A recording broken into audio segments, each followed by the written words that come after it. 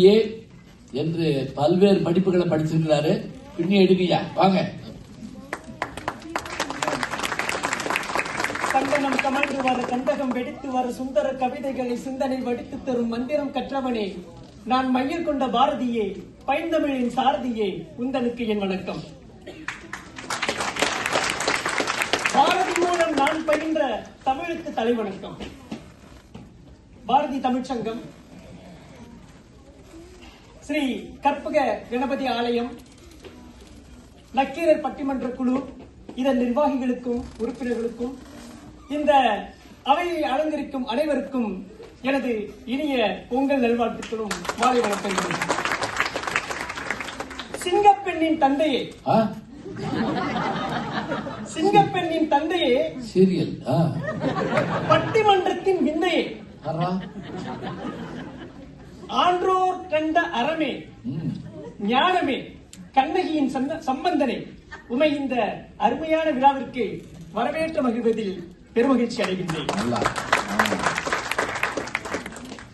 ஐயா, இன்றைய சூழலில் கணவன் மனைவி இருவரும் வேலைக்கு செல்வது நாளைய வளர்ச்சிக்கே என்ற உலகறிந்த உண்மையை உறக்கச் சொல்வதற்காக வந்திருக்கின்றேன். இன்றைய மகிழ்ச்சின்னு பேசுறாங்க பாத்தீங்களா, இதெல்லாம் எப்படின்னா ஒரு விட்டில் பூச்சி விளக்கை நோக்கி பறப்பதை போல. நாளைய வளர்ச்சிக்காக பாடுபடுறவங்க எல்லாம் எப்படின்னா ஒரு பருந்து மழை வரும் பொழுது மேகத்துக்கு மேலே எழும்பி பறக்குது பாத்தீங்களா, அது மாதிரி. இன்றைய மகிழ்ச்சிங்கிறது குண்டு சட்டியில குதிரை ஓட்டுற மாதிரிங்க. நாளைய வளர்ச்சிங்கிறது அதே குதிரை, சாதாரண குதிரை இல்ல, ரெக்க வச்ச பெகாசஸ் குதிரை மேல ஏறி உலகத்தை எல்லாம் சுத்துறது மாதிரிங்க. இன்றைய மகிழ்ச்சி குடத்திட்ட விளக்கு மாதிரிங்க. அதோட வெளிச்சம் ஒரு குறுகிய எல்லை மட்டும்தான். ஆனா எங்களுடைய நாளைய வளர்ச்சிங்கிறது குன்றிலிட்ட விளக்கு மாதிரியா. அது இருக்க வெளிச்சத்துக்கு என்றைக்கு எல்லையே கிடையாது. யோசிக்கிறப்ப இப்படி யோசிக்கிறேன், சின்னதா யோசிப்பானே. அது மட்டும் இல்ல, இவங்க எல்லாம் கடல்ல வர அலை மாதிரி சின்ன சின்ன மகிழ்ச்சி எழும் விழும் நிரந்தரம் கிடையாது.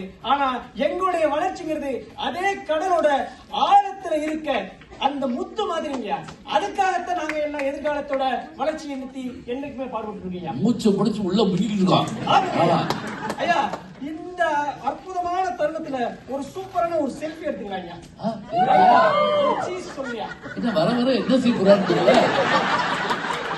உலக பட்டிமன்ற வரலாற்றிலேயே லைவ் ஷோல செல்ஃபி எடுத்த முதல் நிகழ்ச்சி நடந்திருக்கு. அந்த வரலாற்றுல இடம் பெறீங்க நீங்க, நானும் இடம் பெறேன். அது வந்தனா இல்லையா? சரி சரி. அப்படி காட்டணுமா? எப்படி காட்டணும்? அது ஆத்தா. சரி.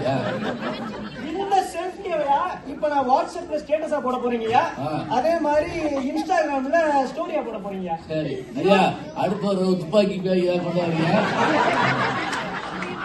ஆமா, நடுவரவங்களே இப்போது நான் உங்களை சுட்டி காட்டுகிறேன்.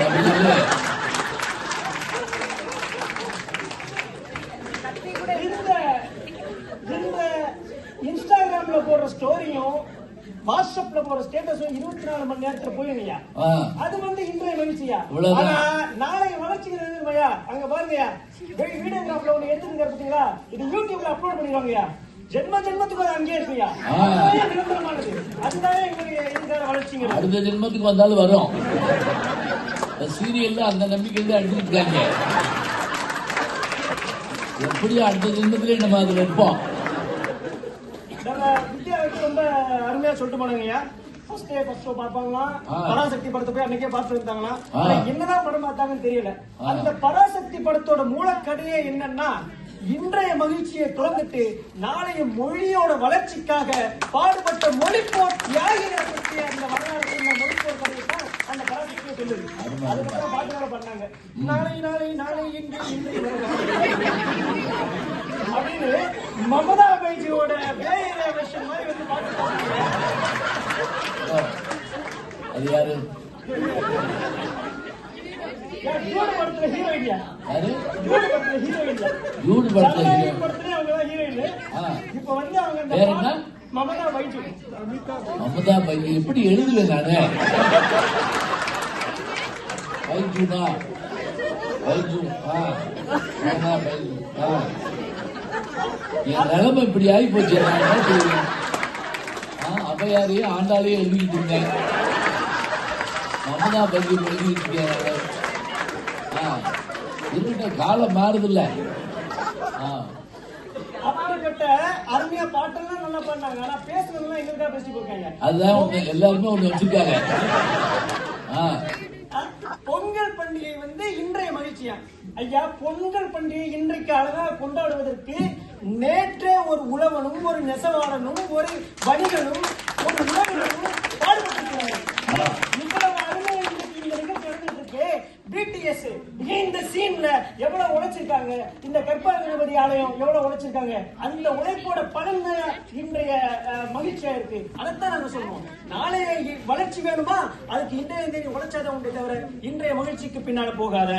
இன்னொன்னு சொன்னாங்க, ஜிம்முக்கு போனா அவங்க டீமா ஐயா, கிடைக்கிறதெல்லாம் சாப்பிட்டுட்டு ஜம்முன்னு கம்முன்னு இருக்கிறது அவங்க டீமியா.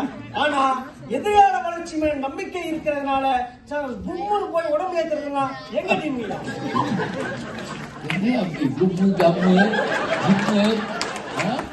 ரூம் போட்டு யோசிக்கிறீங்களா? அவங்க அப்படின்னா இவங்களாவது வந்து அவங்க டீம் பேசுனா அவங்க சேம் சைடு தான் போட்டுருக்காங்க ஐயா. வந்தாங்க நல்லவேளை அவர் பேசிட்டு வரப்ப நான் ஊடால் பேச கம்முன்னு கடை அப்படின்னு சொல்லாங்க. நீ கம்முன்னு கடை வந்து லைன்ல போறப்ப ஜெனரல் உட்கார்ந்தா இயற்கை காட்சிகளை ரசிக்கணுமா, அதை செய்யணுமா, இதை செய்யணுமா? ஐயா நான் கேட்கிறேன், எதிர்கால வளர்ச்சிங்கிற கன்ஃபார்ம் டிக்கெட் இல்லாம இருந்தா நீ ஜெனரல் உனக்கு கிடைக்காது, நிகழ்கால மகிழ்ச்சி கிடைக்காது. எப்ப டிக்கெட் எடுக்காம நம்ம போறப்ப டிடிக்காரன் வந்து மண்டையோட சேர்த்து ஒரு போடி போட்டு வெளியே இல்ல யாரு வந்தாலும் டிடிஆர் மாதிரியே தெரியும். பாத்துருக்கீங்களா? ஆர்எஸ்எல் போறோம்னு வச்சுக்கோங்களேன், அவர் என்ன சட்டை போட்டு போனான்னு சார் நான் வந்து போங்க. அது மட்டுமா, எங்களுக்கு வந்து பில்டிங் வந்து ஸ்ட்ராங்கா இருக்கு, பேஸ்மெண்ட் வீக்கா இருக்கான். நடுவர் அவர்களே, நிகழ்கால மகிழ்ச்சிங்கிறது வந்து வெறும் பேட்ச் ஒர்க் தான். புக்கு ஃபுல்லா பேட்ச் ஒர்க். ஆனா எதிர்கால வளர்ச்சி மட்டும்தான் நிச்சயமான பேஸ்மெண்டா இருக்க முடியும். இன்னொன்னு வேற சொன்னாங்க, நிறைய கேட்ஜெட்லாம் வாங்கி வச்சிருக்காங்க வீட்டுல, மகிழ்ச்சி பொங்குதான், சுவிட்ச போட்டா அது செய்யுதான், ரோபோ இருக்கான். ஐயா, சிரிக்க தெரியாத சிரியும் அழ தெரியாத அலெக்சாவும் உங்களுக்கு என்னைக்கு மகிழ்ச்சி தரவே தராது.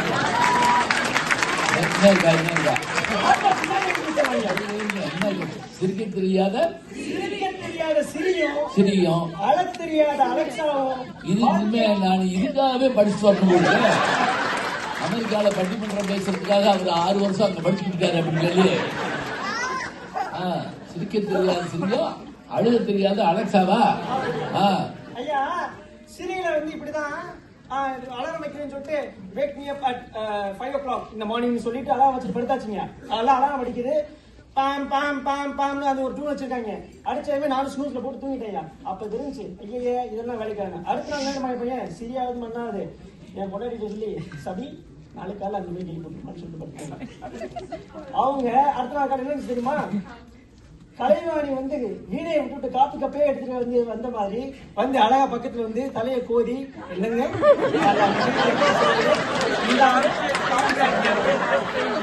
அப்படின்னு சொல்லி ரொமான்டிக் லைஃப்ல இல்ல அப்புறம் முடிச்சுக்கிட்டீங்களாக்கா?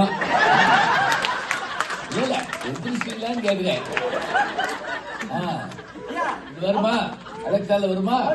அது தலையே கோவிச்சுன்னா என்ன? அதான் ஒரு ரோபோ வேலைக்கு வச்சிருக்கோம்னு வைங்க, அது மட்டும் மிச்சு பிடி முடிச்சுன்னா குரங்க பேட்மாக்கு விட்ட கதையாகி போய் சொல்றான். அவங்க வந்து அப்படி எழுப்பி கூட நான் உங்களை பார்த்து கண்ணும் சுருங்கிடையும் மீசை நரைக்கிற நானும் என்னாச்சு பாட்டு எனக்கு தெரியாது. காலம் நழுவினாலும் காணும் நழுவில் நானும்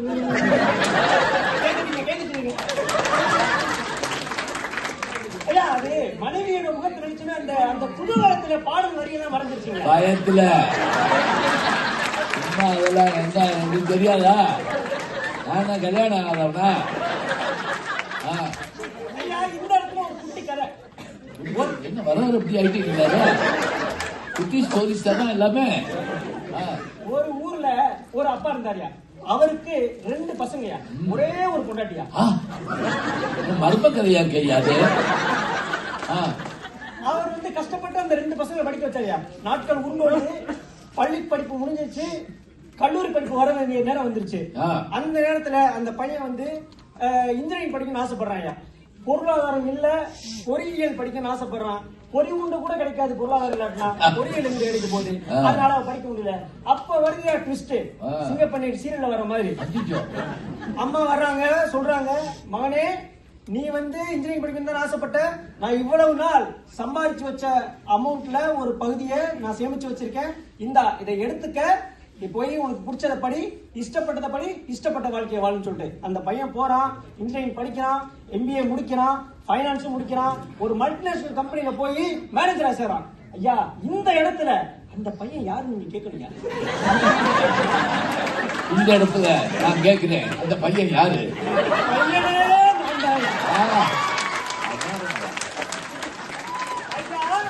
இப்படி காலங்கருத இருப்பர் கலங்காது ஞானங்கருதுபவர் அப்படின்னு வள்ளுவர் சொன்ன பாட்டுப்படி வாழ்றது நாங்க. இவங்க எப்படி வாழ்றாங்கன்னா, ஐயா ஒரு சங்ககால பாட்டு எடுத்துட்டு வந்திருக்கேன். ஒரண்ணா ரெண்டண்ணா உண்டியலை உடைச்சு, 4 8 கலந்து வாங்கி அண்டா குண்டா அடகு வச்சு 5 10 இது எடுத்து பத்தல ஞான பலமே ஞானப்பலன். ஐயா இந்த பிரச்சனைக்கெல்லாம் காரணம் என்னன்னு பாத்தீங்கன்னா, இருக்கிறது 4 பேர் வீட்டுல 48 கேட்ஜெட்டுங்க. 2 பேரும் சம்பாதிக்கிறாங்க. மேடம் சொன்னாங்க $1 லட்சம் சம்பாதிக்க 2 பேரும் சம்பாதிக்கிறாங்க. ஆனா சம்பளம் வர்றதுக்கு முன்னாடியே வருது உங்களுடைய EMI, அதுக்கு பின்னாடியே வருது கிரெடிட் கார்டோட பில்லு, அதுக்கப்புறம் வருது உங்களுடைய லோனு. பட்ஜெட்ல துண்டு வந்துருச்சு. இப்படியே தாயா salary, EMI, loan, bill, repeat, salary, EMI, loan, bill, repeat, salary, EMI, loan, bill, repeat. தலைவரே நடுவரே சரியான நீங்க தான் வளரணும். அவங்க என்ன நினைக்கிறாங்கன்னா, நுரையை தின்று பசியாடலாம் என்று நினைக்கிறார்கள், காணல் நீரால் தாகத்தை தீர்த்துக் கொள்ளலாம் என்று நினைக்கிறார்கள். அது நிச்சயமாக முடியாது. எதிர்கால வளர்ச்சி இல்லாத நிகழ்கால மகிழ்ச்சி என்பது என்றுமே நிச்சயமான மகிழ்ச்சி ஆகாது என்று கூறி எங்களுக்கே உங்களுடைய தீர்ப்பை வழங்குமாறு வேண்டுமென்று கேட்டுக்கொள்கிறேன்.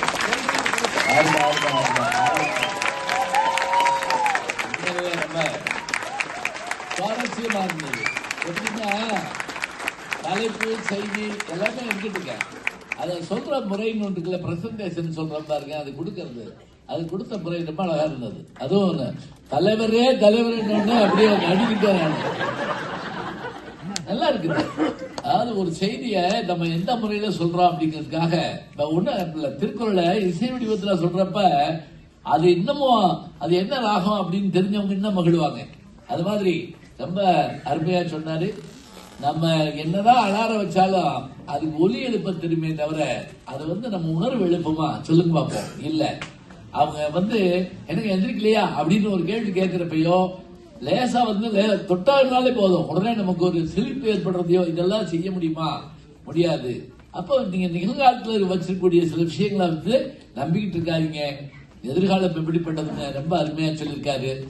அதான் இருக்கட்டுங்க, நிகழ்காலம் எப்படிப்பட்டது, அதனுடைய மகிழ்ச்சி எப்படிப்பட்டது என்று சொல்வதற்காக இதோ சதீஷ்குமார் அவர்கள் வருகிறார். வாங்க, பாய்ந்து ஓடி வாங்க.